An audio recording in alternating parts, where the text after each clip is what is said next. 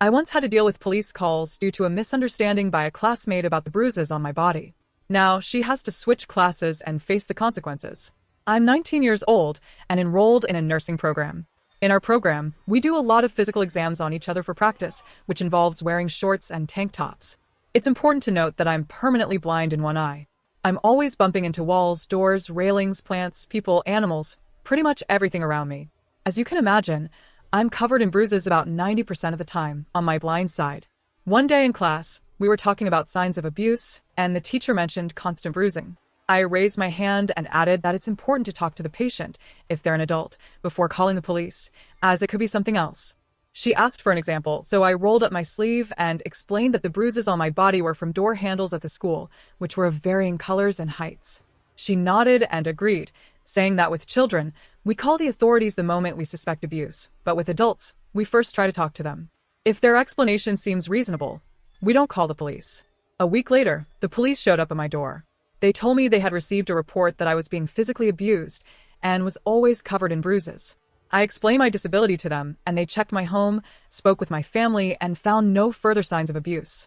When I asked how they got my address, they told me they received it from the university because they take abuse reports very seriously.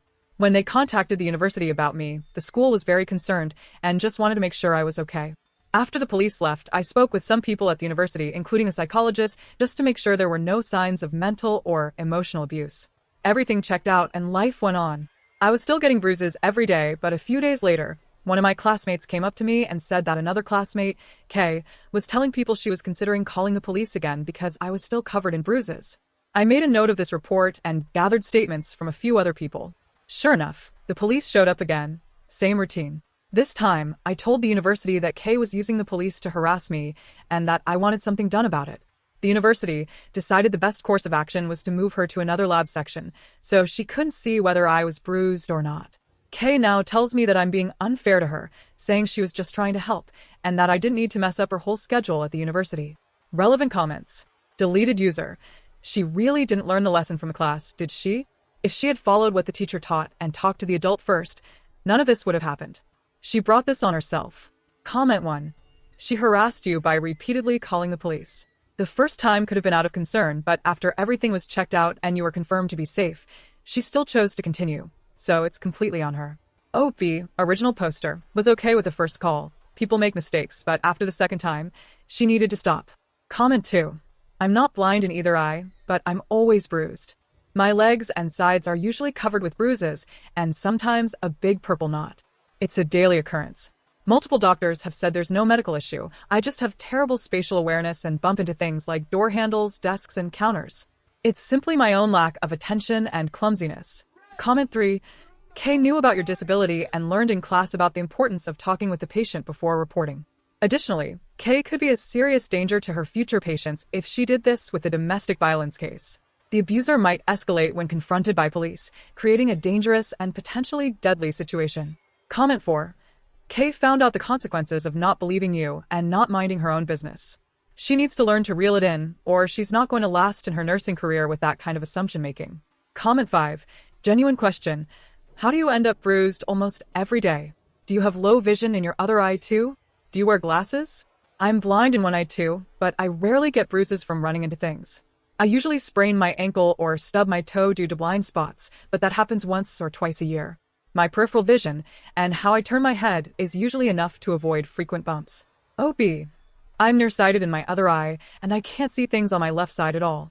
Glasses block some of my peripheral vision, and keeping my head turned too long causes neck stiffness. I need to be able to turn my head quickly. As I said, I get bruised a lot, but it doesn't interfere with my work. It's something I've grown used to. I bruise easily, and I don't bump into things at home, but it happens a lot when I'm out and about. Comment 6. I ask this as a nurse, and I mean no disrespect, but are you sure nursing is the best field for you, given your impairment? OP. Yes, I love helping people, and I'm fully capable of the job.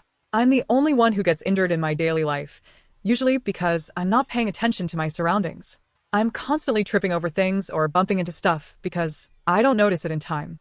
Update. Okay, so to clarify, I'm blind in one eye, I run into random things if I'm not paying attention, and I'm covered in bruises. I showed this in class when we were talking about abuse and how we have to speak with adults before calling authorities. A classmate, Kay decided to call the cops on me twice, claiming I was being abused. This led to me being forced to go to counseling, speak to therapists, and talk to the police until everyone was assured I wasn't being abused. So anyway, it's been a while since that post, and I have big updates on what happened with her. I'll stick with calling her Kay for now. So anyway, I had previously gotten her removed from my labs. We still shared classes, not labs. I thought everything was fine now, and she'd leave me alone, but I was wrong. Not only was she spreading rumors that I was being abused, but she also called the cops again.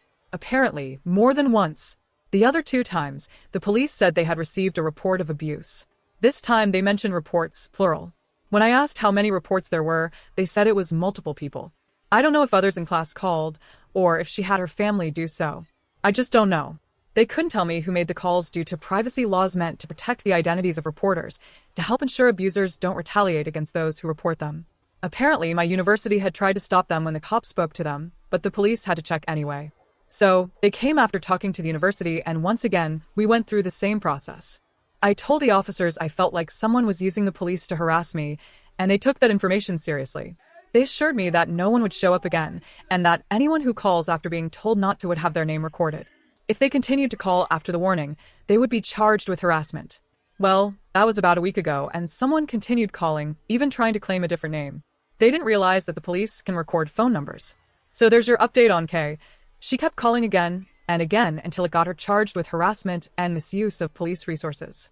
I'm not entirely sure what will happen going forward or if I'll be called to testify, but I haven't seen her since. I found out from another classmate that she kept calling, which led to the charges. Relevant comments. Deleted user. What's the school doing about this? Is she getting expelled for harassing you? Opie. Given that she's probably facing criminal charges, she will likely be expelled. Comment 1. You're not just protecting yourself. You're protecting future patients she might have. She has some serious issues. Comment 2. This really pisses me off. My toddler has von Willebrand disease, so her blood doesn't clot properly.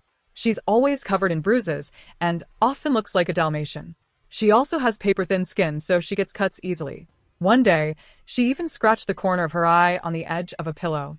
Last summer, we got a call from CPS because someone reported us for child abuse, claiming they had seen us beating our child. This wasn't true. If you really saw a parent beating their child, wouldn't you stop in the moment, not call a week later? The best part is, we weren't even in the country when this beating supposedly happened. Someone just got mad because we were renovating our house, and the noise was too much for them. It was pure harassment. Comment 3. I read your other post and was glad to find this update. While I agree Kay is definitely in the wrong and needs to face the consequences of her actions, hopefully not losing her nursing license, since she seems unfit for it, I'm here because I was upset by the people saying you shouldn't be a nurse because you're blind in one eye. My brother is blind in one eye, actually. He's had a prosthetic eye since he was a kid. He's been a nurse for over 30 years. ER nurse, cardiac surgery nurse, trauma unit nurse. He's done it all while having no sight on one side. People who say you can't be a nurse with one blind eye need to leave. They are narrow-minded. My brother also rides a motorcycle and has since he was a teen. Do what makes you happy and ignore the rest of them. Good luck with your career. Update 2. I don't know exactly where to start with this post, but I kind of want to give an update because I'm hoping it's the last one. I made my last post only 12 days ago, and a lot has happened since then. So, I need to explain that most of what I'm about to share is secondhand information because, luckily, I've avoided the craziness. Kay doesn't know where I live. She only knows the general town, but nothing more specific. I did invite one girl from class to my house to work on a project, and she's the only person, besides the university, who knows where I live. Kay knows this because she and the girl, whom I'll call Lily, are kind of related. Lily's cousin is married to Kay's cousin, so they knew each other before the program, but not very well. Lily is also the one who told me that Kay kept calling, even after the police promised me they wouldn't show up again, which they haven't. They've just started keeping track of the numbers, recording who called, and whether or not they called again after being told not to. So basically, Kay knew that Lily and I were paired up for the project. Lily came to my house, but didn't know where it was or what it looked like, just that it was in a town XKM away from where they were. They also knew the town name, through Lily's mom. I got warned by Lily that Kay's mom was going to try to find me and get me to drop the charges against Kay. But I'm not the one pressing charges, the police are. I have not pressed any charges, despite some people telling me I should get a restraining order. Lily warned me, and I hid in my house and didn't leave until she told me that Kay's mom had returned home. Kay's mom then proceeded to harass Lily in an attempt to get Lily to give her my address so she could come knock on my door, instead of driving around aimlessly hoping to spot me. Lily refused and deleted all texts between us to ensure that, even if Kay's mom stole her phone and somehow got past the password, she wouldn't be able to get my address. Lily then informed the university about the situation and provided proof via texts, which the university had her print out and give to them and to the police. University security is now monitoring for Kay's mom's car. They've been informed that if and when I'm on campus, they are to escort me to and from my car. My car is also to be parked near security cameras by order of the university until the situation dies down. Luckily, I'm at clinicals and not anywhere near the university right now. Kay was kicked out before clinicals, so she has no idea which clinics the students are assigned to or where I'm at. Had she stayed longer, there would have been a literal list posted to the class page about where I am and which part of the building I'm in. Kay's family has been informed by the police that any further attempts to contact me would be considered harassment, according to Lily. I can't guarantee anything, but yeah, I kind of don't know how to feel. The next time I have to go to the university is for exams in about 3 weeks, so I'm hoping Kay's family doesn't hold on to this for that long. Until then, I'm safe in a building filled with security, locked doors, and places to run. The placement I'm at has also been informed about the situation, and with pictures from Lily, who's at a different placement, they're watching out for Kay's family and have banned them from the premises in advance. So, yeah, if this situation doesn't go any further, I won't update anymore. But if it gets worse, I guess I'll update after my exams. Wish me luck because I'm going to try not to stress too much about the Kay situation and focus on my finals instead.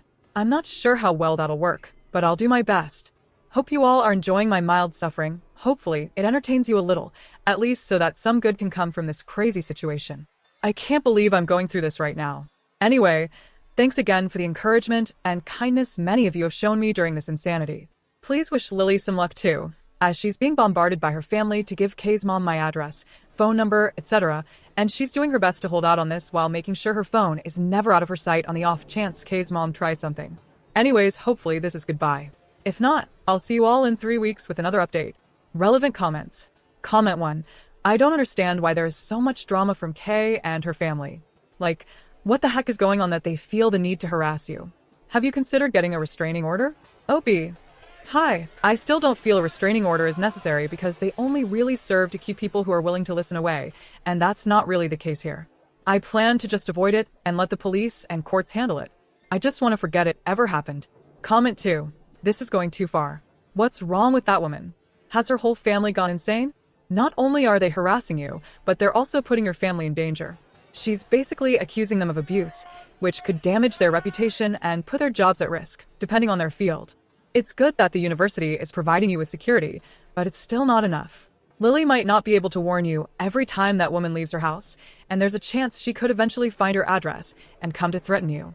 You should probably get cameras for your door to record everything. When you say Kay was kicked out, do you mean the school? Because I really hope the university realized how unhinged Kay's behavior has been and how unfit she is to start a career in this field. Not only does she lack common sense, but she's also acting in a deranged manner. Targeting someone like that is unacceptable, especially under the fake pretense of trying to help. Had you really been a victim of abuse, you would probably be even more traumatized by this situation. Opie. Hi, yes, my house has cameras already, and Kay has been removed from school due to pending charges. If the charges go through, she'll never come back. Her access to everything has been suspended, and she's basically already expelled. They're just waiting for the charges to go through before they officially push the expulsion through. Thank you for watching this video. Don't forget to subscribe and hit notification bell to stay updated.